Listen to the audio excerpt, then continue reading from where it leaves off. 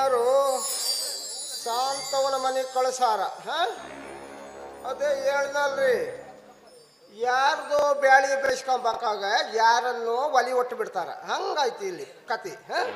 ಶಾಂತವನ ಮನೆಗೆ ಬಂದೀನಿ, ಕರಿತೀನಿ. ಶಾಂತವೋ ಲೋ ಶಾಂತವಾ,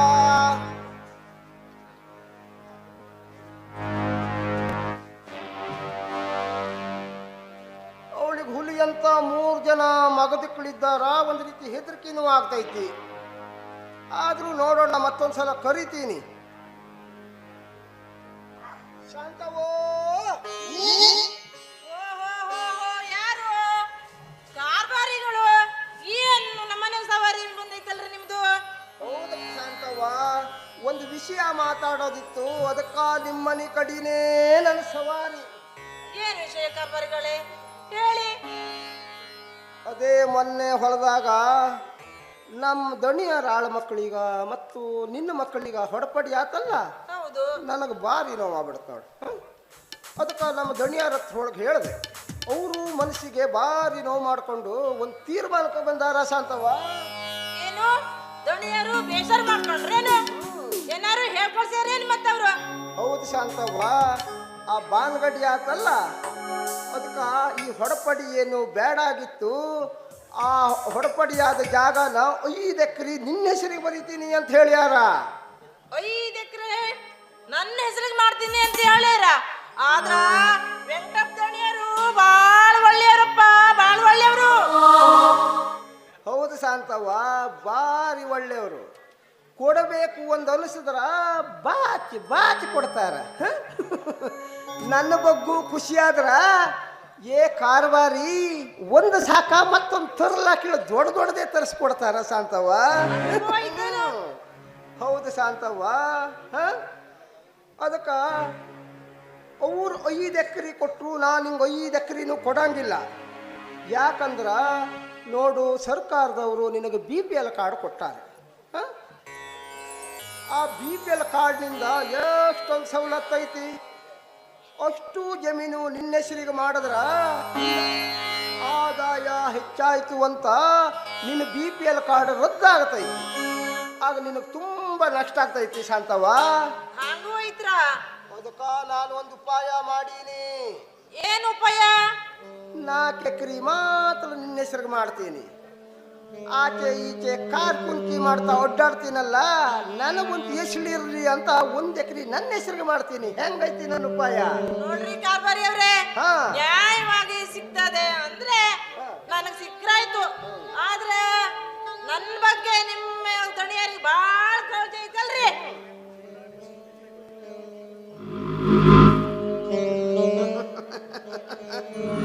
ಶಾಂತವ್ವ,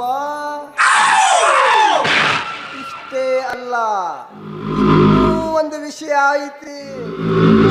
ಕಾರ್ಬಾರಿಗಳೇ, ಅದನ್ನ ಹೇಳೋ ಬಿಡ್ಲು ವಿಚಾರ ಮಾಡ್ತಾ ಇದ್ದೀನವ್ವ. ಹೇಳಾಗ್ಬಿಡ್ತೀನಿ ನೋಡಿ.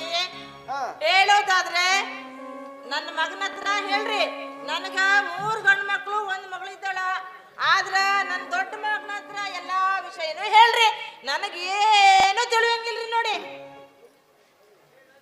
ಅದೇ ನಿನ್ನ ದೊಡ್ಡ ಮಗನ ವಿಷಯನ ನಂಗೆ ದೇವಪ್ಪಣ್ಣ ಹೇಳಿ ಮೊದ್ಲೆ. ಬಾರಿ ಅಪ್ಪ ಅವನು. ಅಲ್ಲ, ಅವನು ಹೊಲದಾಗ ಕೆಲಸ ಮಾಡಬೇಕಾದ್ರ ನಿನ್ನಂಗ ಮೈಯೆಲ್ಲ ರಾಡಿ ಮಾಡ್ಕೊಂಡಿರ್ತಾರ. ನಾನು ಎದ್ದು ಮಗನಲ್ವೇ? ಹೌದು ಶಾಂತವ್ವ, ಗೊತ್ತೈತಿ. ಅದು ಮನೆಗೆ ಬಂದು ಜಳಕ ಮಾಡಿ ಬೀದಿಯಾಗ ಹೊಂಟ ಅಂತಂದ್ರ ರಾಜ್ಕುಮಾರ್ ನಂಗೆ ಕಾಣ್ತಾನ ನಿನ್ನ ಮಗ. ಅಷ್ಟು ಸ್ವಚ್ಛವಾದ ಬಟ್ಟೆ, ಅವನು ಮೈ ಕಟ್ಟು ಒರಸನ ಕಾಣ್ತಾನ. ಆದ್ರ ಅವನು ಸ್ವಲ್ಪ ಸಿಡಕನ ಮನಸ್ಸ ಅಂತ ಗೊತ್ತೈತಿ. ಅವನು ಮುಂದೇನಾದ್ರೂ ಈ ವಿಷಯ ಹೇಳದೆ ಅಂತ ಇಟ್ಕೋ ಶಾಂತವ್ವ, ನನ್ನ ಮೈಯಾಗಿನ ಚರ್ಮ ಸೊಲಿದು ಕಾಲಾಗಿನ ಚಪ್ಪಲಿ ಮಾಡ್ಕೊಂಡ್ಬಿಡ್ತಾನ. ಬರ್ತೀನಿ.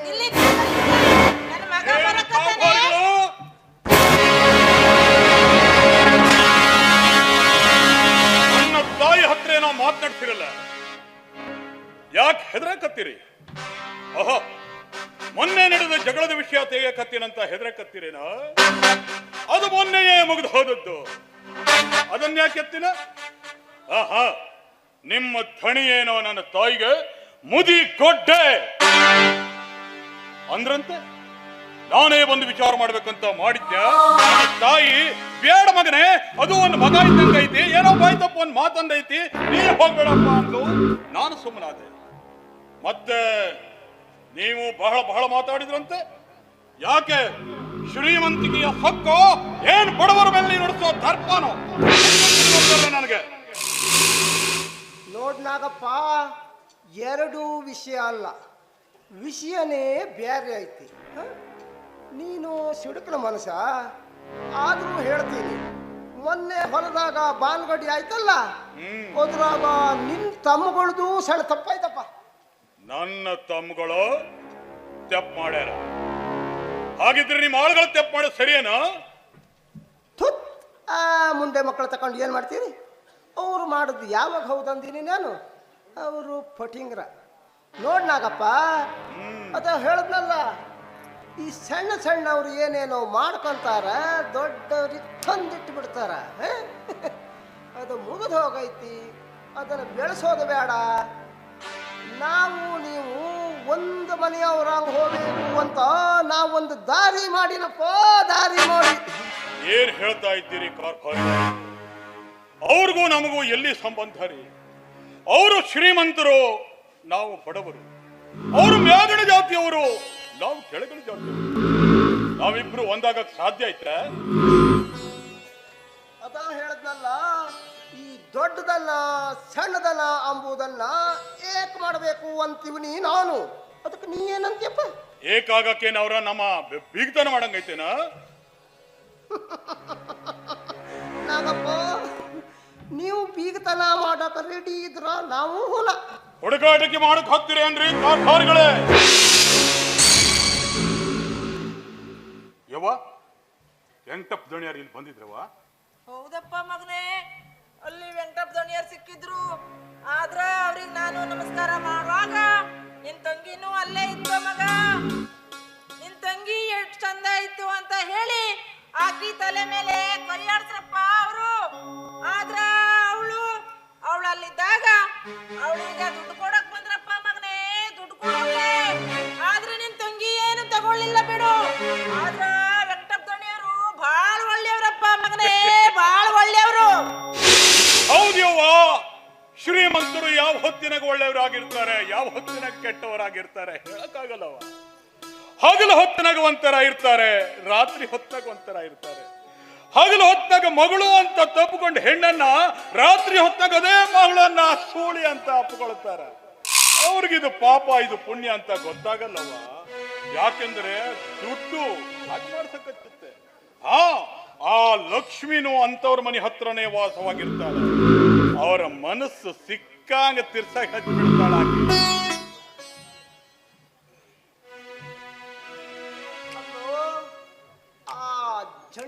ಜನ ಲಕ್ಷ್ಮವಿದ್ದಾಳಲ್ಲ ನಾಗಪ್ಪ, ನಮ್ಮ ದಣಿಯಾರ ಮನೆಯ ಕಾಲು ಮುರ್ಕೊಂಡು ಬಿದ್ದ. ಭಾರಿ ಪ್ರಯತ್ನ ಪಡ್ತಾಳ, ಎದ್ದ ಆ ಕಡಿ ಈ ಕಡಿ ಹೋಗ್ಬೇಕು ಅಂತ. ನಾನು ಅದನ್ನೇ ಹೇಳಿದೆ ಕಾರ್ಖಾನೆಗಳೇ. ಅಲ್ಲ ಬಿದ್ದಾಳ ಸತ್ತವರಂಗ. ನಾನು ಅದನ್ನೇ ಹೇಳಿದ ಕಾರ್ಖಾನೆಗಳೇ. ಶ್ರೀಮಂತರ ಮನಸ್ಸು ಸಿಕ್ಕಂಗ ತಿರ್ಸಕ್ ಹಚ್ಚಿ ಕಾರಣ. ಯಾಕೆಂದ್ರೆ ಆಕಿನ ಬಿಟ್ಟು ಈ ಪ್ರಪಂಚದಾಗ ಇನ್ನೇನು ಇಲ್ಲ ಅಂತ ಪೂಜೆ ಮಾಡ್ತಾರ ನೋಡಿ. ಅದಕ್ಕ ಆಕಿ ಅಂತವ್ರ ಮನೆ ಹತ್ರನೇ ವಾಸವಾಗಿರ್ತಾಳ. ನಮ್ಮಂತವ್ರ ಮನೆ ಹತ್ರ ಬಾ ಅಂತ ಹೇಳಿದ್ರೆ ಬಗ್ಗಾಕಿ ಇಲ್ಲೇನ್ ಕೆಲಸ ಇದೆ ಅಂತ ಬರ್ತಾಳ. ನಾವ್ ಒಳ್ಳೆ ಮಾರ, ಯಾರೇನಕ್ಕೆ ಕಿಮ್ಮತ್ ಕೊಡೋದಿಲ್ಲ ಅಂತಾಳ. ಲಕ್ಷ್ಮಣನ ಬಗ್ಗೆ ಬಾರಿ ತಿಳ್ಕೊಂಡಿಯಪ್ಪ. ಅದಕ್ಕ ನಾವೊಂದು ಪ್ಲಾನ್ ಮಾಡೀನಿ ನಾಗಪ್ಪ. ಏನದು? ಆಕಿನ ತಕೊಬಂದು ನಿಮ್ಮನಿಗೆ ಹೋಗಿಸ್ಬೇಕು ಅಂತೀವನಿ. ನಮ್ಮನಿಗೆ ಯಾಕೆ ಬರ್ತಾಳ್ರಿ ಆಕಿ ಬೇವಾಕಿ?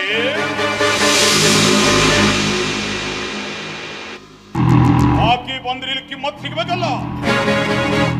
ಹಿಂಗ್ ಹೇಳಿದ್ರೆ ಹೆಂಗ ನಾಗಪ್ಪ? ಹಂಗೋ ಹಿಂಗೋ ಮಾಡಿ ಕಿಮ್ಮತ್ ಕೊಟ್ಟು ಇಟ್ಕೋಬೇಕಪ್ಪ. ಕಾರ್ಖಾನೆಗಳೇ, ಆ ಲಕ್ಷ್ಮಿ ನಮ್ಮನಿಗೆ ಯಾಕೆ ಬರ್ತಾಳ ಹೆಂಗ್ ಬರ್ತಾಳ ಸ್ವಲ್ಪ ಬಿಡಿಸಿ ಹೇಳಿ ನೋಡೋಣ. ಹೇಳ್ತೀನಿ, ಹೇಳಕ್ಕೇನು. ಅಲ್ಲೋ ನಾಗಪ್ಪ, ನೀನು ಸಿಟ್ಟು ಮಾಡಂಗಿಲ್ಲ, ನನಗೆ ಹೊಡಿಯಂಗಿಲ್ಲ, ಬೈಯಂಗಿಲ್ಲ ಅಂತ ನಿಮ್ಮ ಅವನ ಮೇಲೆ ಆಣಿ ಮಾಡಿದ್ರು ಹೇಳ್ತೀನಪ್ಪ. ಆಯ್ತು, ವಿಷಯ ಹೇಳಕ್ಕೆ ನೀವು ಇಷ್ಟು ಹೆದರ್ತಿರೋದ್ ಬಳಿಕ ನನ್ನ ತಾಯಿ ಮೇಲೆ ಆಣಿ ಮಾಡಿತ್ತು ಹೇಳ್ತೇನೆ, ನಿಮಗೇನು ಮಾಡುವುದಿಲ್ಲ ಅಂತ ಧೈರ್ಯವಾಗಿ ಹೇಳಿ. ನಾಗಪ್ಪ, ನಿಮ್ಮ ಕುಲದೇವ್ರು ಯಾವ್ದ? ಹೊನ್ನಗದ್ದೆ ಹನುಮಪ್ಪ. ನಂಗೆ ಸ್ವಲ್ಪ ಜೀವದ ಮೇಲೆ ಆಸೆ ಐತಿ, ಅದ್ರ ಮೇಲೆ ಒಂದು ಆಣಿ ಮಾಡಿಬಿಡಪ್ಪ. ನನ್ನ ಕುಲದೇವರಾದ ಹೊನ್ನಗದ್ದೆ ಹನುಮಪ್ಪನ ಮೇಲೆ ಆಣಿ ಮಾಡ್ತೀರಿ, ನಿಮ್ಮ ಮೈ ಮುಟ್ಟೋದಿಲ್ಲ. ಹೇಳ್ರಿ. ಈಗ ಧೈರ್ಯ ಬಂತಪ್ಪ, ಧೈರ್ಯ ಬಂತಿಲ್ಲ? ಜೀವಂತವಾಗಿ ಮನೆಗೆ ಹೋಗ್ತೀನಿ ಅಂತ. ಭರವಸಾತಿಲ್ಲ? ಭರವಸೆ ಬಂತಪ್ಪ. ಹೇಳ್ರಿ. ಅದ ನಮ್ಮ ದಣಿಯರಿಲ್ಲ, ಎಂಟಪ್ಪ ದಣಿಯರು, ಅವ್ರ ಹೇಳ್ರಿ. ಅವರು ನಿನ್ ತಂಗಿ ಮೇಲೆ ಮನಸ್ಸು ಮಾಡ್ಯಾರಪ್ಪ.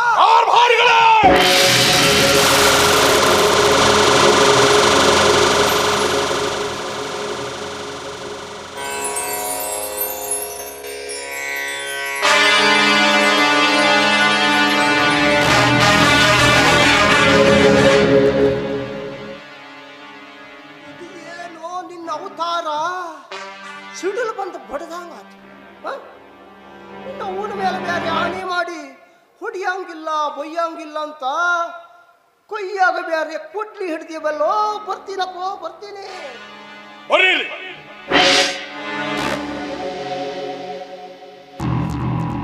ನಿಂತ್ಕೊಳ್ರಿ ಇಲ್ಲಿ, ನಿಂತ್ಕೊಳ್ರಿ ಇಲ್ಲಿ.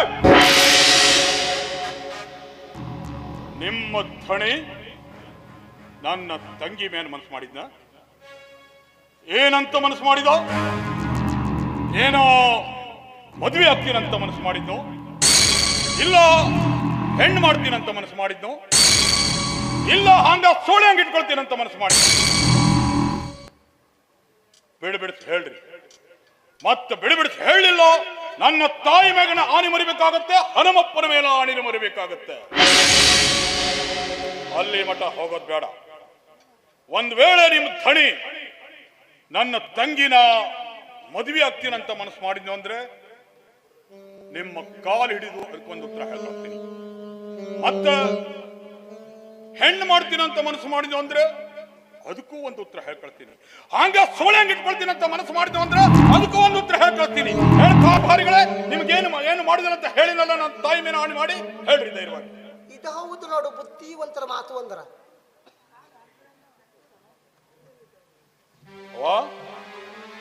ಮಗನೇ, ಇಂಥ ಮಾತು ಕೇಳಿ ಮಗನೇ ನೀ ಹಿಂಗೆ ಸುಮ್ಮನೆ ನಿಂತಿಲ್ಲ ಮಗ. ಯಾಕೋ ಮಗನೇ, ಯಾಕೋ? ನೀ ಸುಮ್ಗಿರಬೇ. ಶ್ರೀಮಂತರು ಕೇಳಿದಾಕ್ಷಣ ಶ್ರೀಮಂತರ ಮನಸ್ಸು ಬೇಕಾದ ಬೇಡುತ್ತೆ. ತಪ್ಪೇನಿದೆ? ನಾವು ಸಿಟ್ಟಿಗೆ ಬಿಟ್ರೆ ವಿಷಯ ಇಲ್ಲಿಗೆ ನಿಂತು ಬಿಡುತ್ತೆ. ಅವ್ರು ಕೇಳಿದ್ರಲ್ಲ ಅಂತ ನಾವು ಮನಸ್ಸಾಗ ತುಂಬಿಕೊಂಡಿರ್ಬೇಕು, ಹೀಗೆ ಹೇಳಿದ್ರಲ್ಲ ಅಂತ ಅವರು ಕೊರಗಿರ್ಬೇಕು. ಇಬ್ಬರಿಗೂ ಸರಿಯಲ್ಲ. ಇವತ್ತು ಯಾವ್ದಾರ ಒಂದು ತೀರ್ಮಾನವಾಗಲೇಬೇಕು. ಕಾರ್ಭಾರಿಗಳೇ, ಯಾವ ಕಾರಣದಿಂದ ನನ್ನ ತಂಗಿ ಕೇಳಿದ್ರು? ಅಲ್ಲೋ, ಈ ಮಾತನ್ನ ನೀ ಅಲ್ಲೇ ಬಂದು ಹೇಳಿದ್ರೆ ಒಳ್ಳೇದಾಗ್ತಿತ್ತು ಅಂತ.